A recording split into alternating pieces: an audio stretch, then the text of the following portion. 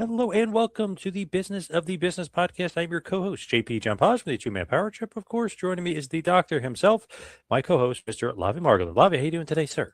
Hey, John, I'm doing great. As we've talked about for years, and we've been fortunate to have guests. I've been obviously a huge wrestling fan for many years, but especially when I was younger, like all about the comic books. Like I couldn't remember any word lists in school, but like I knew that Overstreet price guide from A to Z. So this affords us the opportunity when talented people in the world of comic books create books that relate to wrestling. It gives us the chance to talk about it. So very lucky to have on the Kyle Starks, who brought me to the comic store for a very specific objective to buy the first issue of WrestleHeist. Kyle, welcome to the show. Thanks for having me. I made that book. Yes, Nice. It's amazing.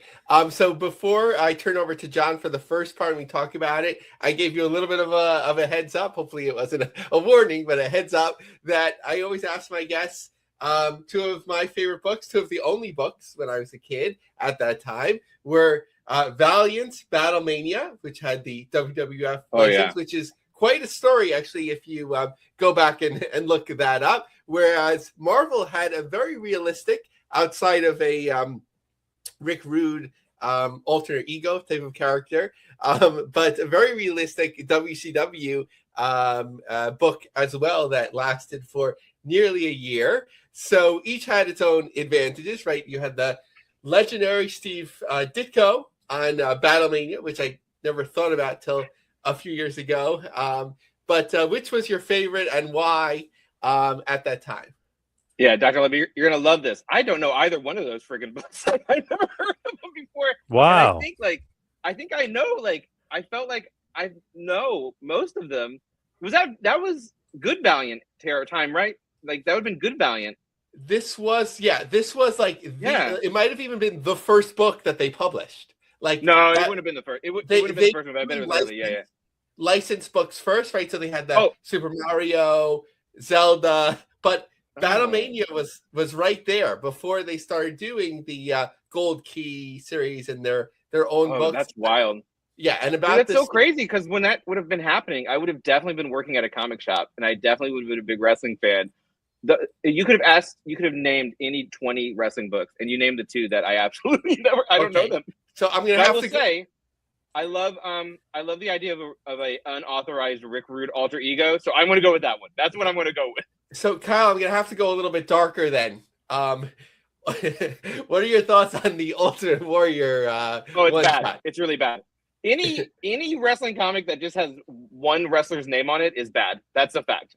Like the Undertaker, the Ultimate Warrior, that one's bad. Yeah. But it was like the Undertaker. I'm trying to think of who else. There's like four guys. None of them are good. Don't bother with them. Nash was there was like a Nash book. Don't do it. But it could be. I think that's one of the challenging things of balancing like this, taking the world 100%. Of wrestling and putting it into the world of comic books, which we'll get into much more. But let me turn it over to John. I have thoughts, so I'll restrain myself till later. So now that I know that you're Evansville, Indiana's own, when did you kind of first discover wrestling, and was it in the Evansville area? Yeah, I've been here my whole life. So the very first comic that I made, which was 13 years ago, so I was like 33 when I did it, I think, was a wrestling comic called The Legend of Ricky Thunder, which I self-published, and I did a successful Kickstarter, and it kind of started my career because I was about to, anyway, let me, real quick, I was about to have my second kid, and I was like, I'm never going to have free time again, and I made sort of a bucket list of things that I wanted to do before I no longer had free time, and one was finish a comic, and I know my own shortcomings, and I was like, well, the only way I'll do it is if I force myself to do it, if I trick myself, and if it's something that I want to exist so badly that I'll finish it just out of that desire of this thing existing. So I did a wrestling comic. At that time, there weren't very many, and obviously there weren't any good ones. There were very few good ones.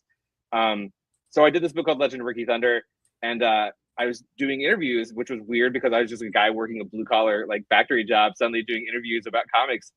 And they're like, oh, when did you start watching wrestling? So I asked my mom, because I know I started watching wrestling because my grandmother would take me every Wednesday night to the Evansville Coliseum to see USWA or whatever it was, whatever letters it had at the time, Jeff Jarrett's Lawler promotion, or Jeff, you know what I mean. And she said, oh, she would take you in the baby carrier. So I would say I've known about wrestling apparently my entire life, and I've been consuming it my entire life, barring like some windows where I just bounced out because of where I was in my life, or because of lack of interest, or because I was protesting. One of those things. But now, yeah, forever. Yeah. Now, are you deeply tied to the Evansville wrestling scene, if you will, the legacy, the legend of the scene? I mean, it's not what it used to be. There's been some sort of like passing throughs. We have a promotion, shout out to WWA, who's actually pretty good. And they're sort of like Northern Kentucky, like a bunch of real small Northern Kentucky towns. But they put on a good show and they do stories. And obviously I'm a writer and an artist and a comic creator. So I've always been more interested in stories than anything else. So we love that. They have a pretty good promotion. They have a backdrop. We love that. They have a TV that shows videos, like quite the promotion. But I'd say after the USWA went under, we had stuff trying, and it was mostly bad. There was some Juggalo wrestling in there, a lot of deathmatch stuff that didn't really go over. But there was a period of time where a very young Chuck Taylor and a very young Ricochet wrestled here, and I missed that, unfortunately, because I would have let. They were like, I think 16 or 17. And I know there's a ladder match on YouTube that you can watch that's in the Evansville Coliseum. I was like, I wish I would have seen that. But so we tried to go. It's hard because I have kids and I'm so busy. But we're going at the end of this month to see them again. I tried to go. They used to come here, but the Coliseum, it's a whole thing. We don't want to get into it. Not as much as I wish I could. There's also some very, very dangerous independent wrestling where people are untrained, and we've seen some people fall on their heads in very uncomfortable ways, which is great, but also awful for them. Definitely. We've seen that on TV too, unfortunately, once in a while. Well, those guys in theory know how to fall. I don't think these guys these guys know what they're doing. Yeah. So I saw someone on a Reddit, and they're like, is there good bad wrestling? Like there's good bad movies or TV? And I'm like, yeah, it's called independent wrestling. Go see your local wrestling show, and one of those matches will be good bad. I promise you. That is pretty much true. Pretty accurate. Now, who were you a fan of though? Like when you were a kid, who was like when I was a kid? Guys? Yeah. So as an adult, you go, oh, well, it was Memphis wrestling. So like Jerry Lawler was the greatest thing. And I will stand by the good guy Jerry Lawler Memphis wrestling character is the best. I would make a very strong argument that they are one of the best faces of all time. They were a dad. They if anyone got in trouble, they would always come to the ring. No matter who it was, and such a good dude. And he'd throw fire, and that's the best. Anyone who came out of Memphis wrestling, and this still holds true for other promotions, they came out of Memphis. So like when Kurt Hennig showed up on WWE as Mr. Perfect, that was my guy. Like that, I saw him as just Kurt Hennig. He was my guy. When Jeff Jarrett showed up, that's my guy because they came from my place. So generally it's stuff like that. Jerry Lawler was hands down my favorite for years. And there's a lot of those guys that are sort of the Fantastics. You know what I mean? Like we love the Fantastics. Like there was a bunch of dudes like that. I really liked Bill Dundee because I was little. That didn't hold up. That's an unpopular take. That's not a good one. He was not nice, man. Dutch Mantel because he had a whip. So pretty much anyone who came out of USW was probably my favorite, like WWE or WCW guy. And then when I sort of got back in, like very hard into wrestling many years later, anyone who comes out of Chikara, which is also an unpopular take. Listen, they're all at some point they're probably all bad. They're all bad opinions by no fault of my own. But anyone who comes out of Chikara is like my favorite guy now. Like anyone, Eddie Kingston, Orange Cassidy, name it. Like those are my favorite guys always. So when did you decide, like, hey, I want to, I love art, I love wrestling, I want to mend these two together, I want to meld them together? When did you kind of put that into your brain waves? Yeah, so like I said, when it was the first comic I did, and I did it online and I didn't promote it. It's kind of a weird. I've fallen into a lot of things that's sort of ridiculous professionally. I had no intention to be a professional comic creator. At any point, maybe when I was 18, I was working at a comic shop and I said, comics are cool and I draw okay, but I never finished anything because I was an 18-year-old kid or a 16-year-old kid or whatever. So when I made that comic, like I learned, if I make things that I wish existed in the world, and also I really love the process of making these things, that it's just great fun. And so what are we, again, 15 years later or whatever it is, I'm so bad at math. I had to make comics. I did WrestleHeist, and the reason why I did that is because I'm trying not to do a wrestle comic probably every time I make a comic, because it's so.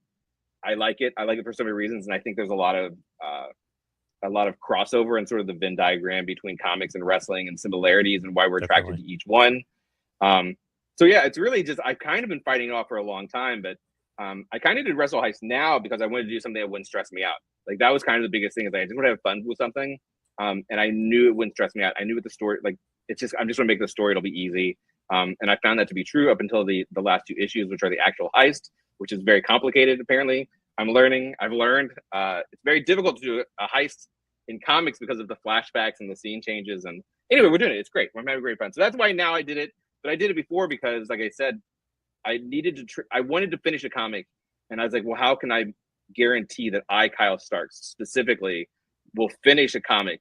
And one was that I'm very like deadline oriented. Like I'm OCD about deadlines. So I said I'm going to post something on Tuesdays and Thursdays, and I knew if I said that publicly, there's no way I don't do it. So sometimes I posted bad things on Tuesdays or Thursdays, and in the end, we went back and fixed it to make it when we went to print or whatever. But so that, and also it's like, well, it has to be something I wish existed. And again, at the time, there weren't a lot of wrestling comics that were good. I mean, I'm trying to think of one that was like that was really good, and I don't think there was one at that time. Now, since then, since 2013, there's quite a few. There's a bunch of them. There's a bunch of good ones, and some I'd say are like absolutely great.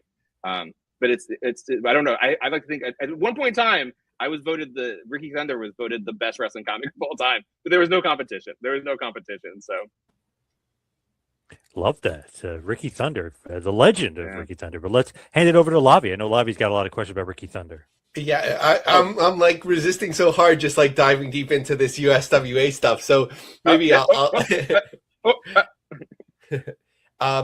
but I have some notes on that at the end as time allows. But so around that time, although like I know it's confused and sort of the general lexicon stuff, but I think I know enough to distinguish it that I think a graphic novel that's written to be a graphic novel as opposed to a collection of stories that trade paperback is quite different. But I think, do you think, that's what I really want to know, if you think Box Brown's Andre the Giant graphic novel helped to sort of like usher in like a new way of understanding somebody from the wrestling world and sort of portraying it in this graphic novel or comic book way that sort of like helped to sort of like set the stage a new respect or new way to look at things? Yeah, it's a good question. I wonder, Box Brown's book came out like right after mine, and you've read my comic. I did this survey of everyone I knew.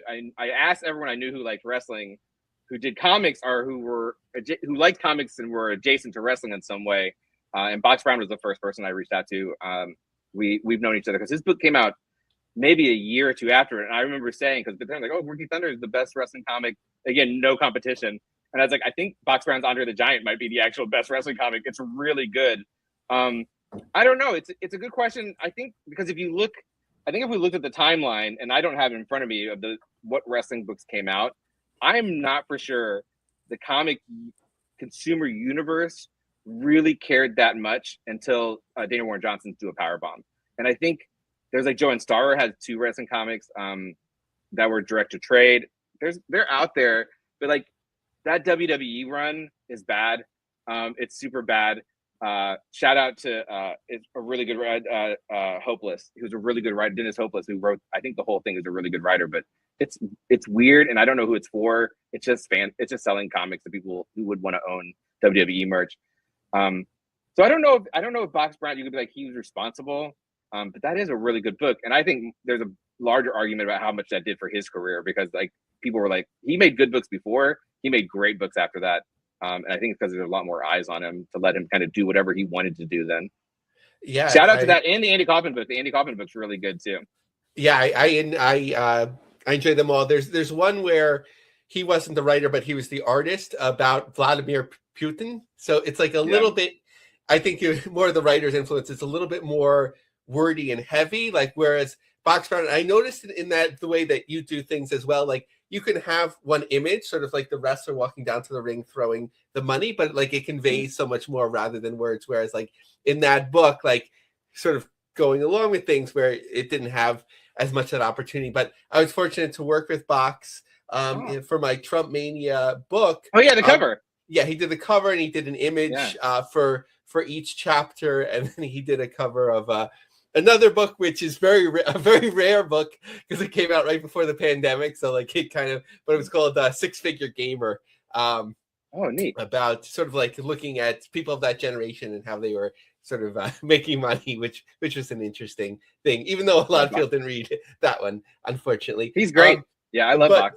I think in terms of talking about the history of wrestling and comics, I think Headlock sort of like as like this get on the road, promote things, get the word out, keep it going. I think there was a lot there.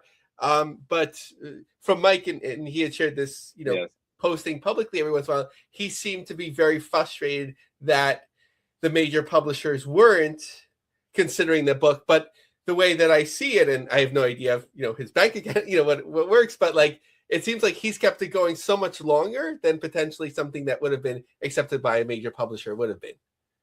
Yeah. I think the stuff with Headlock's interesting. I mean, there was, do you know, I'm blanking. There was an Image comic that wasn't even, it was wrestling adjacent. And I want to say it was called Ring Fury or something. I'm so bad. I can't believe I'm blanking on it.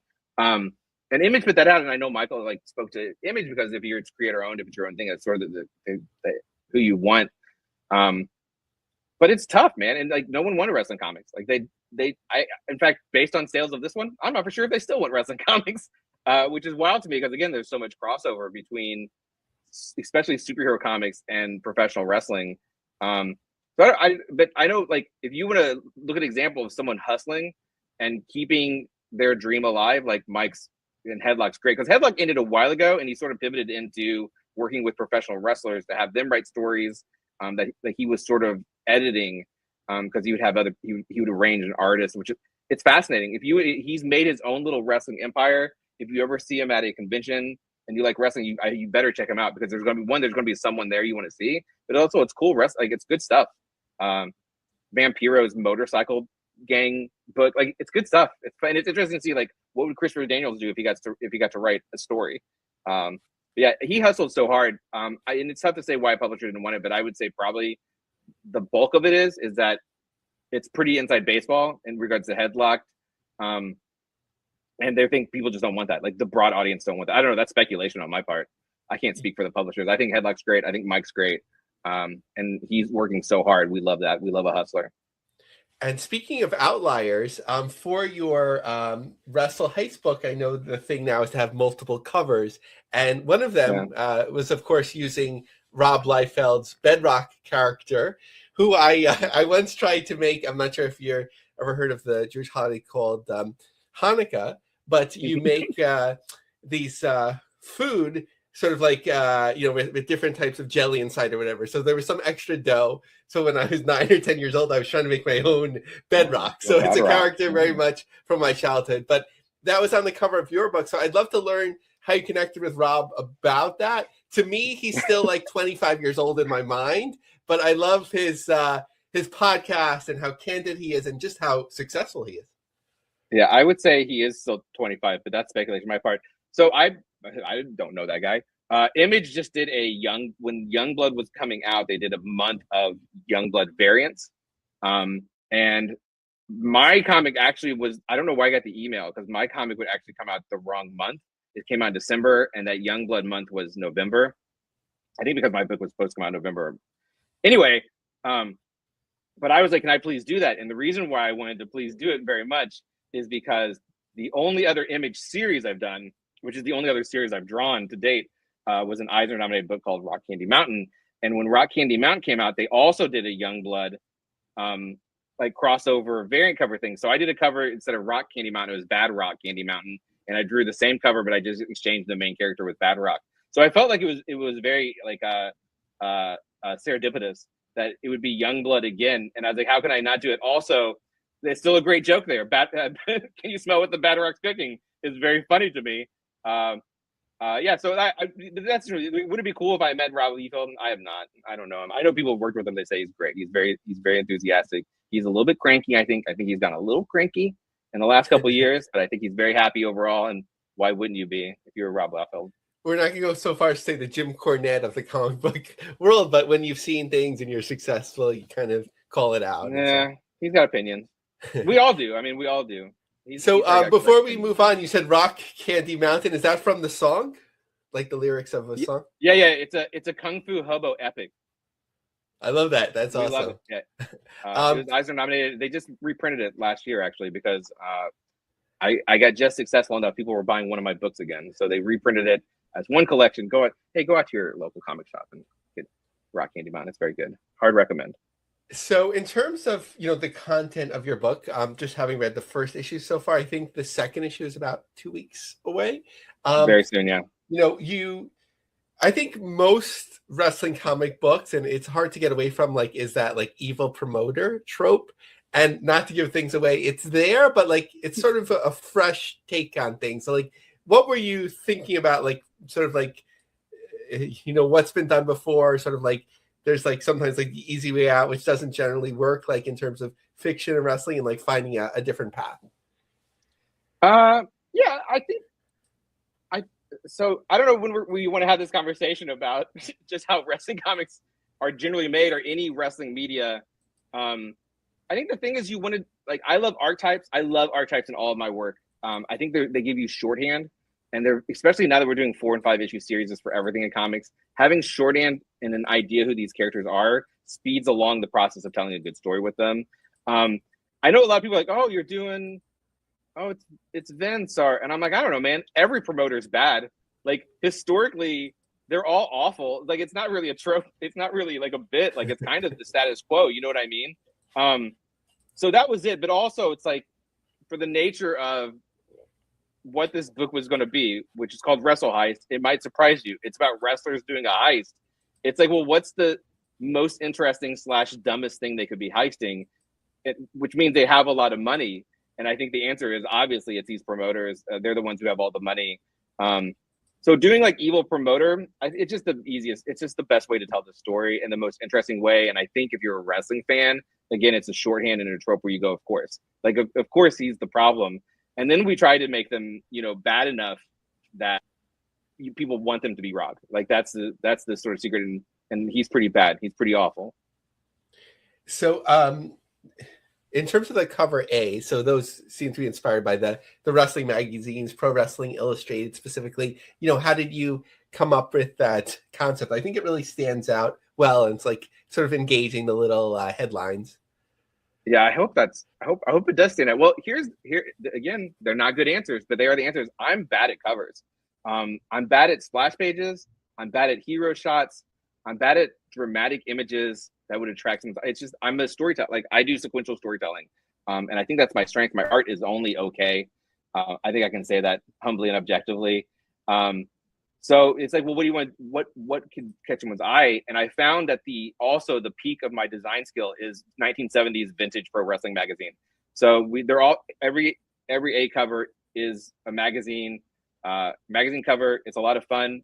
I might only be doing magazine covers for the rest of my life, because I think they look good, and they sort of stand out. Hopefully, they stand out on the shelf. I think I have some really nice coloring, very vibrant colors. So I think they pop, and I think it's a good logo. So which again is a trope. It's shorthand. Wrestling fans will see that logo and go, "Oh, I think this is a wrestling thing. I like wrestling," and then you hope they pick it up, right? That's what you hope. So this is a 5-issue limited series, and then it's already being solicited, right? That you can get the trade paperback. So sort of, what do you need to see? Obviously, objectively, sales, but what do you need to see to keep this world going? And do you have other concepts in mind if it goes well? Yeah, it's not going that well. We'll have to see how trades do. The comic industry is in a bad spot right now, which is a conversation not for this website, though it is business related. We like anyway. It. We like to talk. Yeah. There won't be more. I wish it would have been, and you never know, there's word of mouth, and the industry's changed and how people are consuming things, and the trade could do great, though at that point you're so far away, it's almost not worth the effort, because the direct market comic industry that people go through, it's a very short memory for everyone involved. So there probably won't be more. I do have an idea to do one more, and it's possible I do a Kickstarter but we'll see. I have so many projects I want to do to sort of put a lot of time into something that I don't think there'll be a great return for is unfortunately just not worth it. But I do have another idea. Could I do it like a Kickstarter, a smaller size one shot? Maybe. We'll see. We'll see how in trades will decide that when the trade comes out, because that's a completely different type of purchase. Trades are when you get into a situation where you hope people are buying it as a gift, right? Where they go, I know someone who likes wrestling. I think they'll like the story. It's fun, which I think that would be my pitch. Do you like wrestling? It's fun. So we'll see. We'll see what that decides. I would like to do one more just because, like I said, it's very stress-free for me because it's a language that I know, and it's easy to do in a way that I think is enjoyable for everybody. Like trying very hard to find that line where you don't like wrestling. Would you like WrestleHeist? I think you would. And I've had quite a few people be like, I don't even like wrestling, and I like this because the characters are interesting and it's a heist, right? We love a romp, we love a heist, and we love wrestling. So we're covering. I try to do like very niche things broadly as much as I can without disrespecting whatever that source material is. So on the other side of things, for people that not only like wrestling but are in wrestling, have you heard from anyone or any surprises from the business? I wish. I would say early on, like I'm good friends with Jason Ayers, who's a WWE SmackDown referee, and he was very helpful. I had a sort of text exchange with Shane Helms, asking some questions about certain things. That was a conversation with Shane Helms. I haven't heard back from anyone yet. So again, but I know what the sales numbers were. It doesn't surprise me that no one's read it. So we'll see. Also, most of those guys are out of the country, so it's a busy time for them. So it's probably a bad time because I know of the handful of WWE guys that do read comics regularly. Cody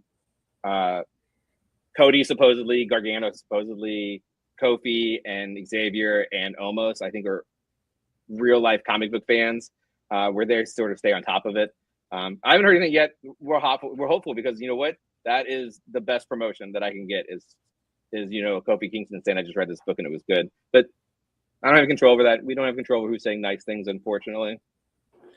So now our priority, a couple minutes on back to Evansville, the Memphis territory, and so on. I think it's such a fascinating period, as you mentioned, Kurt Hennig. So I'm assuming through like mid to late 80s is when you began watching. So one of the things that I wanted to inquire on is like, what awareness did you have that this was like a territory?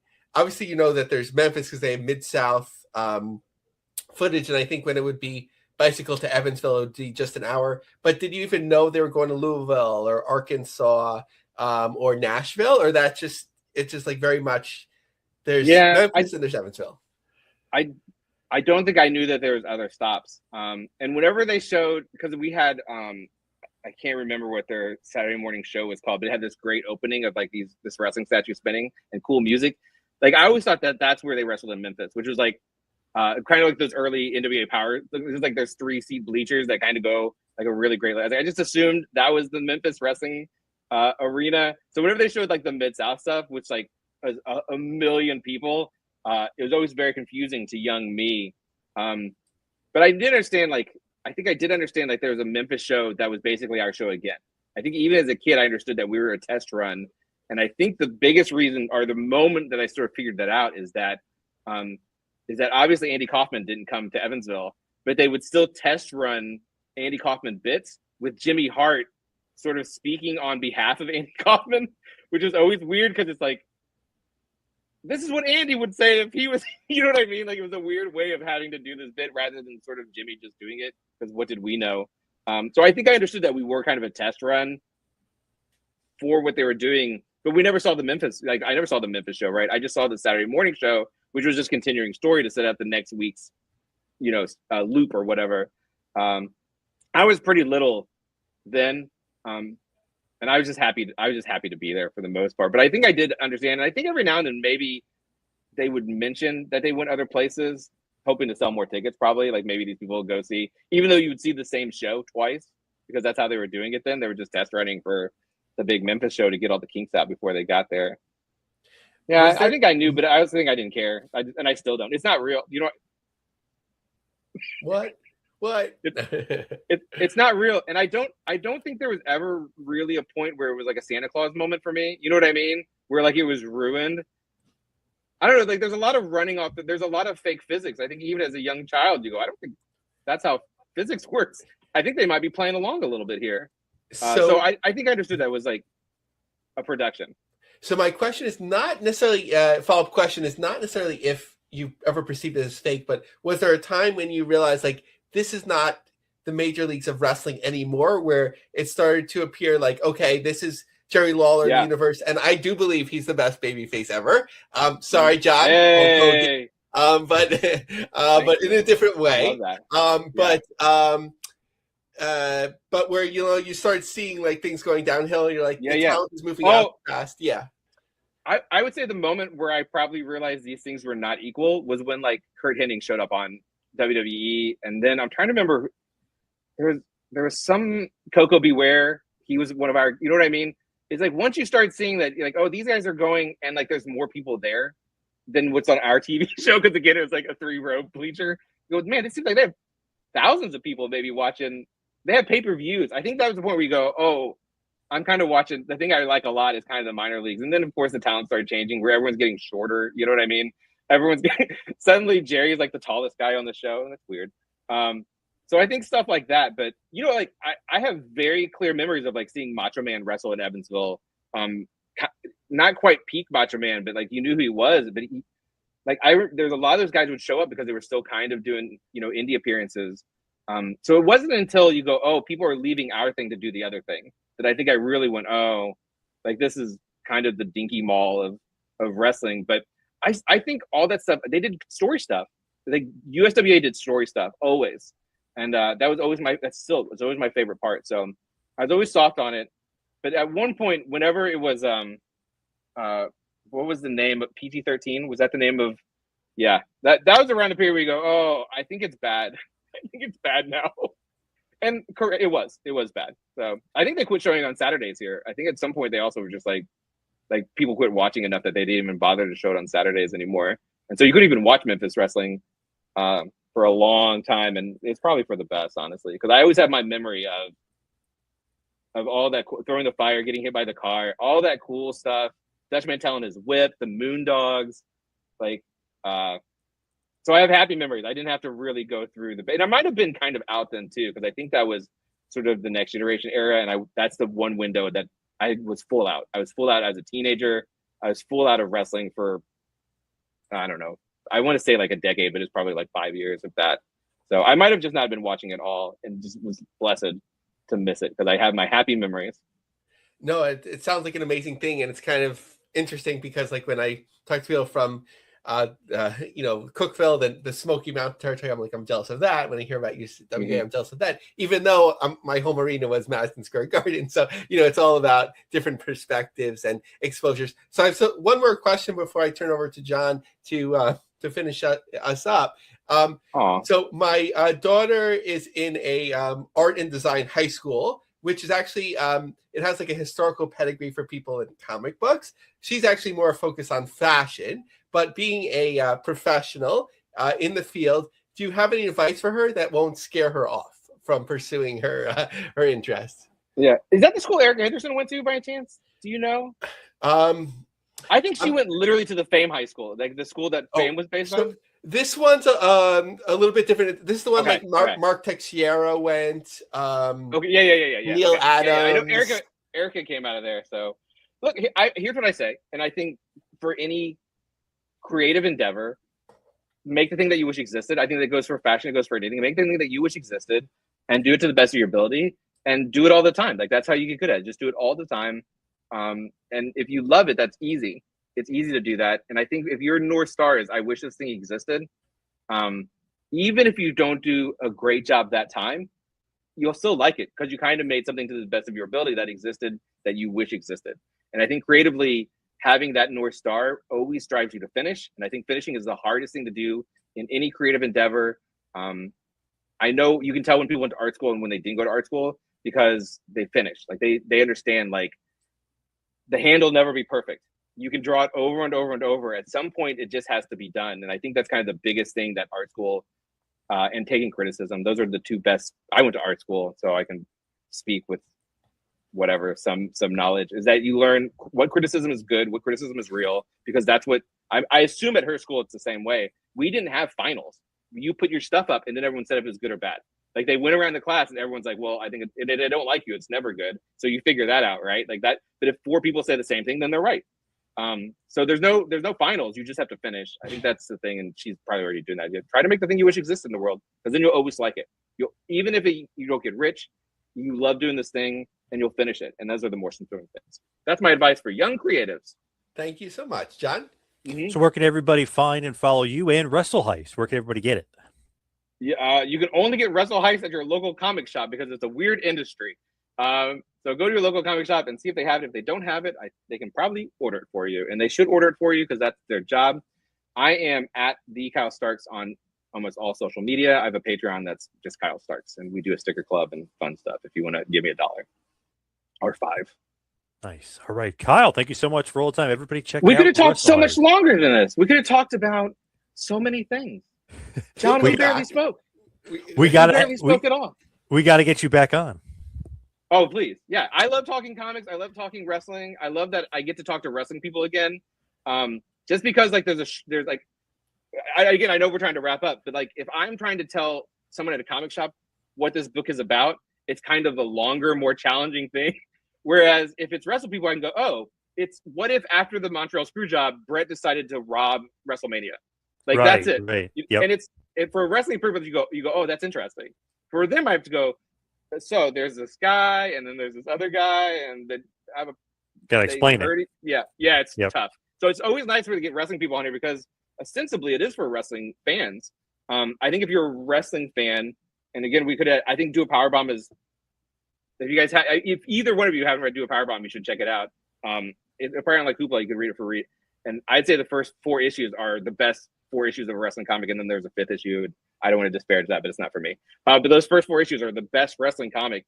He figured out the balance in a way that people could understand how the industry works. And anyway, I don't want to go on, but I like to talk wrestling, and I never get to. I only have my family, and they don't care. So true. But Kyle, thank you so much for all the time. Really appreciate it. Thank you. Yeah, thanks for having me, guys. Bye. All right, Lavie, let's talk a little bit about the news here. What is going on in TNA Wrestling? They had the big TNA on AMC. Did they sell out? Did they come close? What's the latest? What's the news? Oh man, John, like by the time people hear this, like it'll be covered so much, like the creative.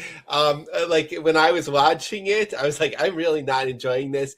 But I don't watch a lot of modern wrestling, so maybe it's just me. And then I went on X and like everyone was like trashing it. Did you watch it? I did. I was a little bit more positive about some of the things I was reading, but there definitely was. There was like ups and downs. Like the main event was really good. AJ Styles being there was cool, but then some of the camera shots didn't work. There was just some of the things like bringing out Dixie, her getting booed. I mean, just certain things, just the elegant stuff that didn't work. Just some of it, Perez Hilton, that didn't work. So there was definitely ups and downs, but there was some bright spots. Yeah, not my cousin, my son poked in at the worst times. One is like seeing the Jeff Hardy like earring thing, or like that was gross. I mean, I know like when you're his peers, you could sort of do that, but like that was just gross. And then the Perez Hilton, they were like, "What?" My son and my daughter were like, "What is this?" Although my daughter knows who Perez Hilton is, right, yeah. But like, yeah, the shots of like the celebrities, and then you see all the empty seats because they're doing a good job hiding it, and the production just seemed kind of like low rent. I don't know why wrestling always like messes this stuff up. Like, MLW when they were on Vice, and then, just different streaming opportunities. There's just something like, I don't know, just something goes wrong. But I think that element is probably well covered. The rating will probably be out by time most people hear this as well. I'm I could go on record as being wrong, but I'm pretty pessimistic about it. I think it, might have started out strong in the first quarter. People carry over from movies. It's a decently rated network, as we've talked about, but I think it probably dropped pretty quick. So I'm going to go in like the low 100,000, like a little bit over that. What do you think, John? Man, probably right around. I was thinking right around 100. I know some people online were saying 300. I was like, I don't know. I think that's a little bit high, but I'm guessing somewhere around 100. Just it ain't what it used to be as far as people watching the television live. Like they're watching the live shows. Yeah, and it wasn't really even promoted. You didn't have like those like uh, um TV Insider or whatever, like articles where they send the talents around to do kind of like puff pieces or whatever. Like that just didn't happen. It was just AMC commercials. Like if you watched Star Wars or whatever, there was a countdown before the show, and then the talents were just saying like watch the show. So I don't know how many other people it reached, but if it did do a big rating, great. But I think you'll see a pretty stark drop off there. But in terms of tickets distributed, according to WrestleTix, 2,830. This included, I think about what was it, 500? For some reason, I didn't grab that part, but around 500 vet ticks, which is a great thing, but obviously that means the tickets weren't sold. But there is the Genesis ahead of us as we're recording that. They're at about the same amount of tickets distributed, so obviously that has a chance to pick up. In Albuquerque, the big wheel keeps turning. 844 tickets distributed for the first night thus far, and about the same the following night. An interesting article that I found about Full Sail when they hosted TNA a while ago. This is sort of like Full Sail PR piece that they put out on their own website. Full Sail hosts 3-day TNA. Students gain a hands-on production experience as TNA Wrestling returned to campus for a multi-day production this November. Full Sail welcomed TNA back to campus for a packed 3-day series of live events, rehearsals, and televised broadcasts, bringing the nonstop energy of the Impact brand directly into Full Sail. Load-in began early in the week, followed by full rehearsals on Wednesday, all leading up to TNA Impact Live, which aired on Access. Fans packed the venue, filling the space with charts and so on. One of the interesting parts about it was that they expect to return. And the person at Full Sail, I don't know if you remember this name, John Sabor. He was with the Orlando Tourism Committee, and he was with WWE for a period. I think he may have been the first person that got the bidding thing going, like to get bids on it, like it's a Super Bowl for WrestleMania. So obviously well tied into pro wrestling, and they were sort of saying that they expect them to return, for tapings, which I think is a smart idea, but not anytime soon, because there was a triple on sale upcoming where they'll be going to Nashville, the Pinnacle, Atlanta, not to the usual center stage, and New Orleans for Sacrifice at the Alario Center. One other thing, and as we know, it could be a little bit, sometimes big on predictions and not necessarily have those things panned out yet, but it doesn't mean it's not accurate or true. The MMA Draw had an article a few weeks ago that we didn't cover, sort of talking about financing for Anthem. A media deal buys exposure. It does not supply identity. According to individuals familiar with Anthem's financing, the AMC agreement coincides with increasing lender scrutiny at the parent company level. That pressure is visible in public filings. In the August 2025 earnings call, lender CION Investment Corp disclosed that a newly issued term loan tied to Anthem had been classified as non-accrual following a debt recapitalization that split higher obligations into higher yield tranches.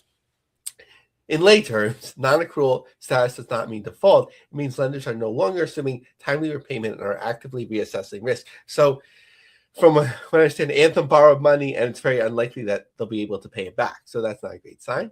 Separate SEC disclosures from Portman Ridge Finance Corp outline Anthem's reliance on higher yield revolving credit, a signal that capital has become more expensive and flexibility more constrained. So if you're a higher risk and you need money, you're going to be lent it on a much more aggressive cost. What is going on in the world of GCW? So outside of sort of the closing in the circle for Alley Catch, who now has announced that she has left the company, but never say never. The most interesting thing thus far is the early sales for the collective. So the New Japan-based Death Vegas International is already 6 rows sold out, so ahead of the pack with the 7th row on sale. This is followed by Joey Janela's Spring Break, which has the 6th row available. The Bloodsport is also quite popular, and then followed by a number of other promotions like Big Gay Brunch, the Cluster F, MDK, Fight Club. Now, as far as JCW is concerned, you have some interesting little tidbit about the Juggalos that I was kind of shocked to see, but interesting. They're looking for maybe some help to expand. Yeah, so Vince Russo have put on LinkedIn. See, everyone got to be on LinkedIn. Yeah. Looking for professionals who are fans of sports, entertainment, and wrestling. See, he said wrestling. JCW is looking to grow and expand its business. We are currently looking for experienced sales reps who could sell both advertising and sponsorships to both small businesses and corporations. We are also in the market for a professional with experience who can help us shop our show to networks and cable channels and streaming services. Contact me or whatever. So that was interesting. Sort of like I was trying to think about like where could a Juggalo wrestling land, and it was difficult. I think it's sort of like the same thing with like NWA back in the day, or even like the UFC, where it's kind of more interesting almost as like a reality show rather than just the wrestling show itself. Like, wouldn't you want to watch like how does it go together with like Violent Che and Vince Russo? Yeah. Like, oh my God. Running the wrestling. That's much more interesting to me than admittedly, what has been well received thus far is these new Juggalo shows.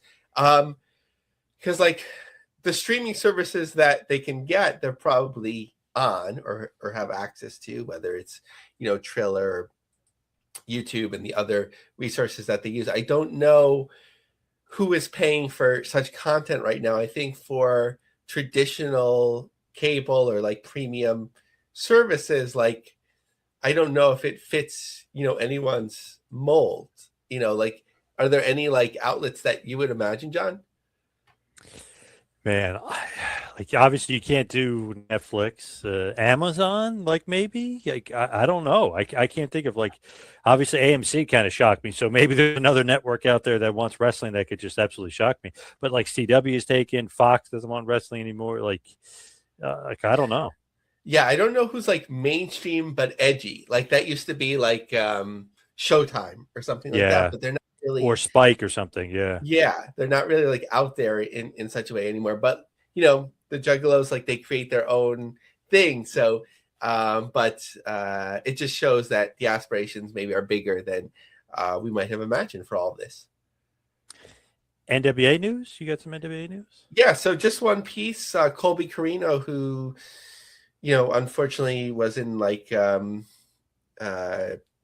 had some physical issues after getting injured, I think in a match several months ago, who's now on the mend. Obviously he's coming back.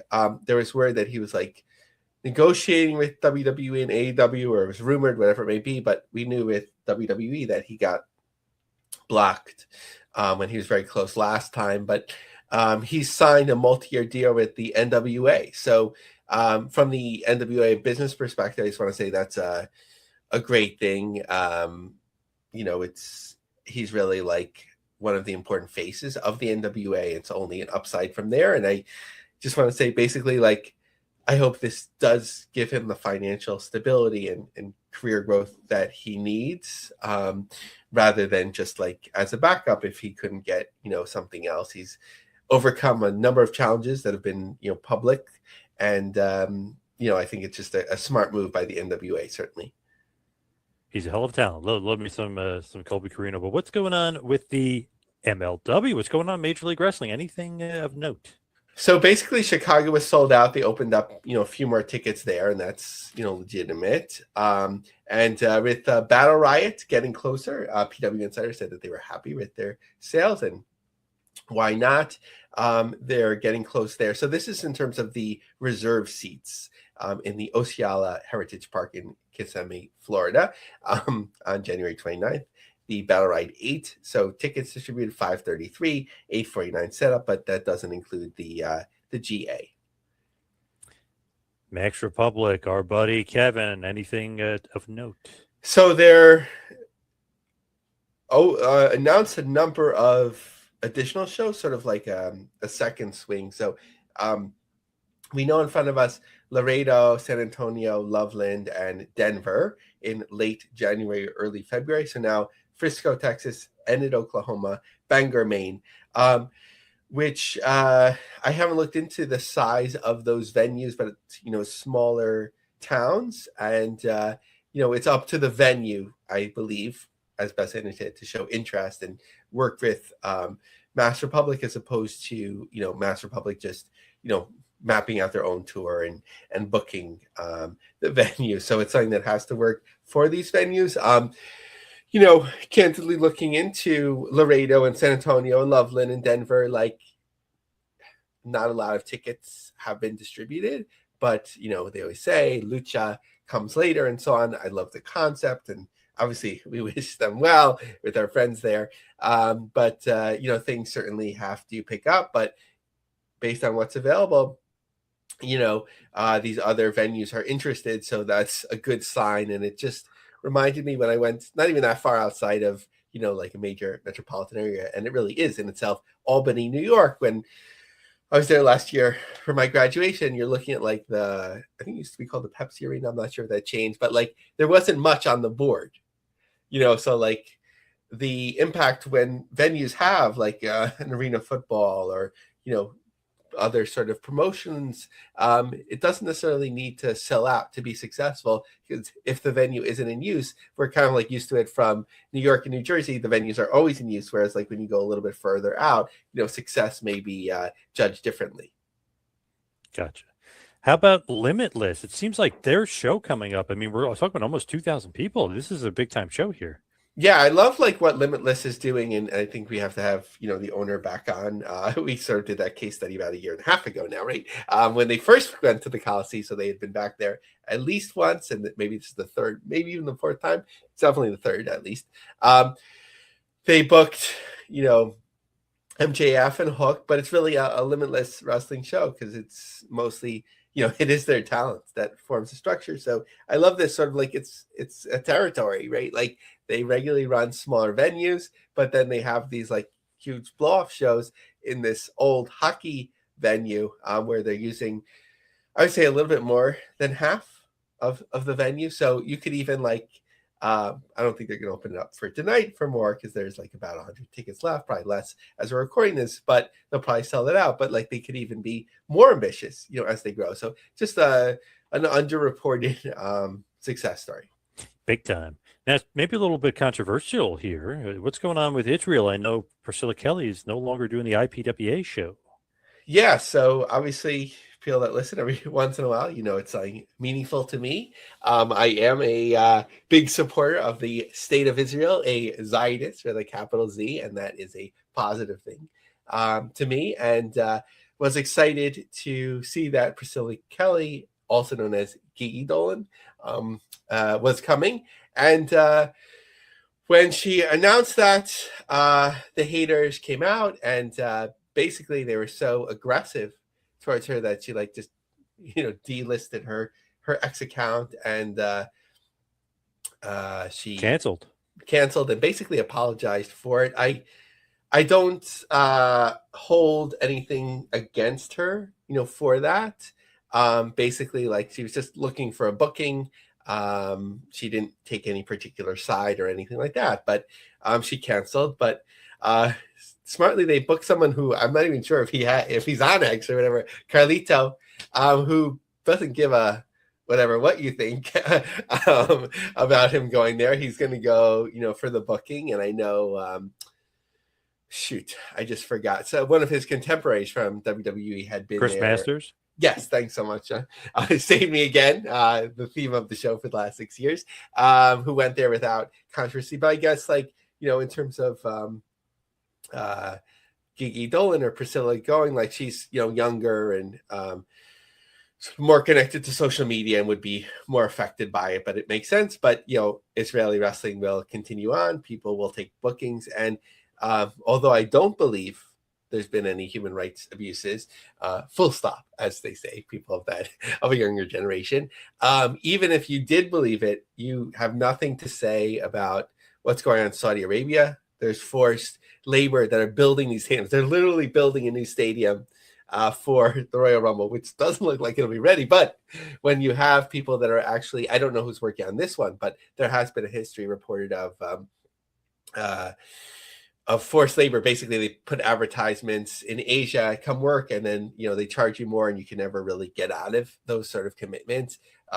Human rights abuses in Qatar that are well documented, where wrestlers go as well, but you have nothing to say with this. You're disingenuous, and that goes to even where are the protests for the people in Iran? As the Iron Sheik might say, I am a New York business Jew. And I think it's important to stand up for the people of Iran. So I'm going all over the board here, John, but covering the geopolitics and wrestling and human rights at the same time. All right, now you need to discuss the production and distribution end of professional wrestling. It looks like High Spots TV is going away. Yeah, so just a few little stories. Highspots.tv, they're kind of like that little engine that certainly when distribution of wrestling was different, sort of had a number of promotions there. At some point, there was like some sort of IWTV tie-up, I believe, but like one was never fully integrated into the other, and like it was a little bit confusing how that all worked. But they're just going to focus on their conventions and signings and other things. One FW of Georgia has signed, of course, Scott D'Amore, who will be working there, but we'll get back into more. Maple Leaf is not done. We'll get back into that in another story. And the one I'm most excited about, because it's pretty cool, and it includes some of our friends from Studio Sports One, that they'll be including Dominic D'Angelo. They'll be distributing the Exodus Pro, which is, of course, EC3's promotion. A little bit confusing because I thought Exodus left the NWA, but they still have the same brand logo. But I love to see like distribution in that way through other platforms where somebody builds an audience and then you could actually distribute wrestling through there. We've seen that a little bit with sports as well, different, like on a larger level, like influencers streaming like football leagues and things like that. Global Wars too. Speaking about D'Amore, but Global Wars. Yeah, so I think an interesting creative idea from Ring of Honor, because they are sort of the spirit of pro wrestling, even if they're not independent wrestling, even if they're not necessarily an independent wrestling company anymore. I'm not even sure if they know what they are, but couple Global Wars. Global Wars Canada announced with Maple Leaf at the St. Clair College, their home venue, and then of course working with Athena and her promotion. There is Global Wars upcoming, as well with Metroplex Wrestling related to their Texas run. And finally, here and there, you got a couple of tidbits here. Yeah, John. And the first one, maybe you could help them out. If you have some venue suggestions. I don't know how far that they got, but the territories. This is from the Asbury Park Press. Pro wrestlers raise money for the son of Jersey Shore's Balls Mahoney. A memorial wrestling event is being planned to honor the late wrestler. The Balls Mahoney Memorial Battle Fest raised money for the college fund for his son, Chris Reckner. Fellow pro wrestler Jason Knight is organizing the event, which seeks a venue in Monmouth County. It's been 10 years since Reckner, known as Balls Mahoney, died of a heart attack at the age of 44. His son was 8 years old at the time. Now he's a senior, and they're uniting to help send him to college. Jason Knight and his wife, who live in Atlantic County, are planning this fundraiser event on what would have been Mahoney's 54th birthday, and they're seeking a venue that could hold 700 plus attendees, but they have not found one yet. So, John, if you have any suggestions, let them know. I'll have to think about that. Yeah, for sure. That's I like what they're doing there. I like that.